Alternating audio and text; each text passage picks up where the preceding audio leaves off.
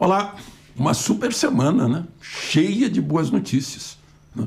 A primeira delas, a gente está vendo aí os estados todos reduzindo o ICMS sobre combustíveis para obedecer à lei. O governo federal já havia reduzido os impostos federais sobre combustíveis, né? E até o etanol tá sentindo isso, porque já tinha uma decisão de poder comprar direto na refinaria, na usina de álcool. E aí não passeia com o frete encarecendo o álcool, né? Bom, e não foi só os combustíveis aí que começaram a baixar. A inflação também mostrou que está controlada. A inflação de junho, menos de 0,6%. Significa que o Banco Central já conseguiu segurar as rédeas da inflação que está atacando os Estados Unidos e a Europa. Aliás, o Banco Central brasileiro está aí dando lições para o Fed, que o Fed demorou a mexer na taxa básica, né? E estão sentindo, os Estados Unidos e a Europa, uma inflação a maior dos últimos 40 anos. Por outro lado, o IBGE mostra que nunca antes na história desse país tivemos tantos brasileiros com carteira assinada. Quase 100 milhões. 97 milhões e meio. E vem crescendo. No último trimestre, cresceu 2,3 milhões. Né? Isso que não conta os que viraram donos do próprio nariz, que não têm carteira assinada porque estão comprando e vendendo na internet, porque viraram micro, pequenos, médios empresários, né? Basta a gente ver aí a criação de novas empresas, que, aliás, está muito mais fácil agora. É rapidinho para criar uma empresa. E aí a gente vê a OCDE, né, a Organização de Cooperação Econômica e Desenvolvimento, já dando aval para a entrada do país. É o Brasil entrando na elite econômica mundial, né? E por que acontece isso, né? Porque temos reações como o Plano Safra, por exemplo, que foi outro anúncio maravilhoso dessa semana. O agro otimista esperava 300 bi. E deu 340 bi, aliás, até um pouquinho mais do que isso. E vejam só, com taxas muito abaixo da Selic para a agricultura familiar, por exemplo, né? Os pequenos agricultores foram os que mais ganharam com isso. Esse pessoal que está em cooperativa também, né? Apoiando, inclusive ajudando a pagar o seguro agrícola, né? Mais investimento, custeio. A gente está se preparando aí para uma safra de 300 milhões de toneladas. Né? E, por fim, o Senado aprova uma série de medidas aí, aumenta o Auxílio Brasil, ajuda os caminhoneiros a pagar o diesel, ajuda os taxistas a pagar combustível, né? Uma série de outros benefícios aí que foram reajustados pelo Senado, agora está indo para a Câmara, mudando, inclusive, fazendo uma emenda na Constituição. Então foi uma semana plena de boas notícias. Pedro Guimarães pegou a Caixa Econômica, né, que vinha lá de um período em que um vice-presidente botava dinheiro em malas e levava as malas para um apartamento em Salvador. Era como outras estatais, né? Era um banco entregue a partidos políticos, isso acabou. Tornou-se o maior banco imobiliário do país, metade dos empréstimos imobiliários, dobrou, né? Entrou no agro, aumentou em 800% a presença no agro, 2 milhões de casos de microcrédito, né? Fez 147 viagens para os mais abandonados rincões do país, levando o auxílio da Caixa, em 147 fins de semana. Mas tropeçou e caiu.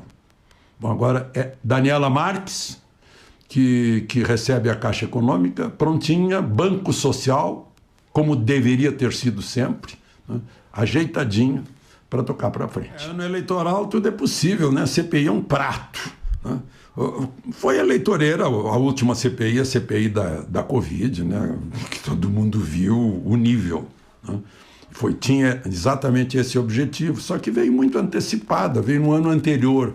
Agora querem fazer, aproveitando-se do caso dos pastores lá no Ministério da Educação, fazer uma CPI lá do Ministério da Educação.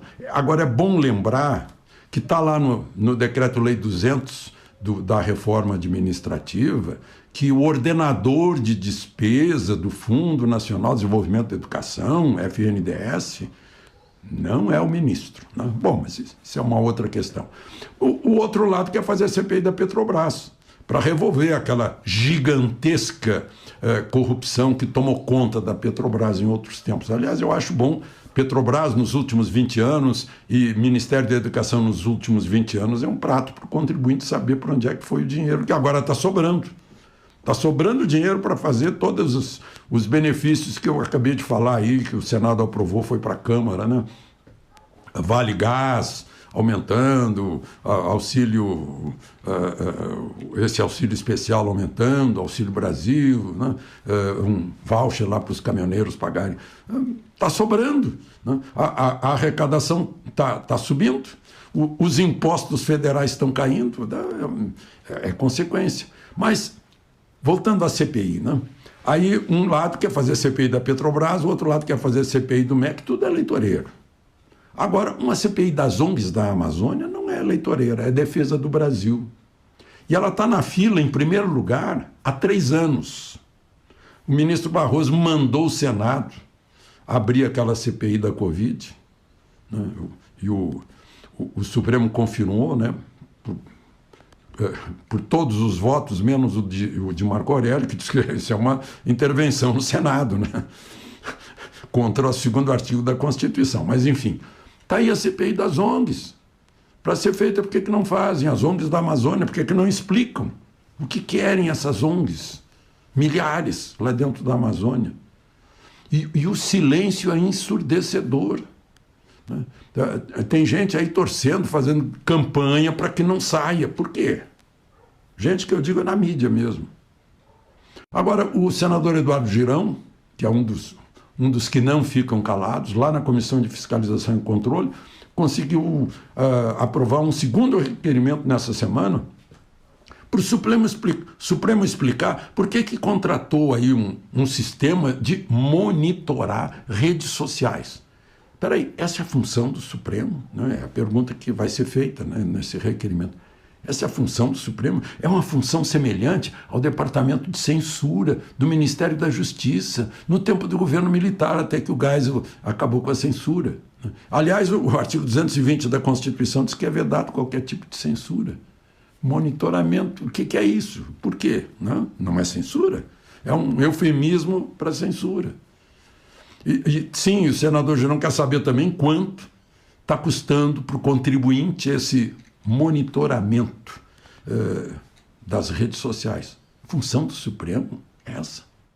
Olha, nesta semana, o ministro Barroso, que foi xingado em Florianópolis, prorrogou mais uma vez a proibição de fazer despejo de inquilino inadimplente, de tirar o invasor do prédio, o invasor da terra, com reintegração de posse. Não pode.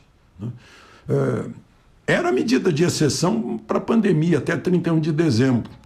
Mas aí ele prorrogou até 31 de março, depois até agora, 31 de junho, agora prorrogou até 31 de outubro, depois da eleição.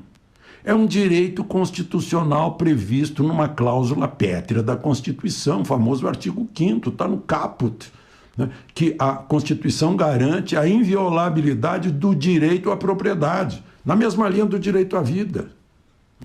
É muito estranho, eu fico pensando em aposentados, né, em viúvas que vivem de aluguel, como é que ficam? O inquilino não paga, não pode despejar para botar outro inquilino que paga o aluguel.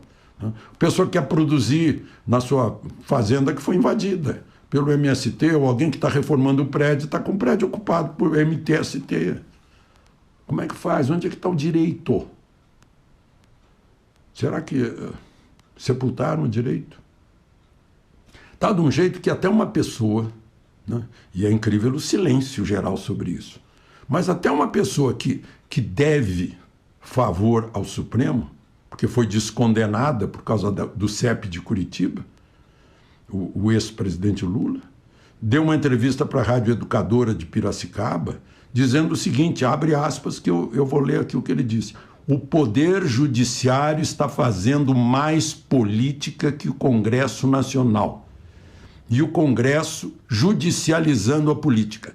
O Poder Judiciário está fazendo mais política do que o Congresso Nacional. o Congresso Nacional está judicializando a política, ou seja, houve muitas inversões e nós precisamos parar. Isso o presidente do Supremo já identificou, dizendo que o Supremo está sendo usado como instrumento de pequenos partidos que não têm voto nos plenários, né? Além da militância, né, que a gente está vendo, que se manifestam preferências. Não é manifestação oculta, subreptícia, é aberta nessas conferências, porque quando se fala muito acaba se dizendo o que pensa, né? Agora, de novo, o que mais impressiona é, ante essas agressões à Constituição, que haja silêncio. Isso é impressionante. Teve a entrevista do presidente do Brasil num programa de altíssima audiência nos Estados Unidos, na Fox News, né? O apresentador do programa, o próprio Tucker Carlson, foi ao Palácio Alvorada para fazer essa entrevista.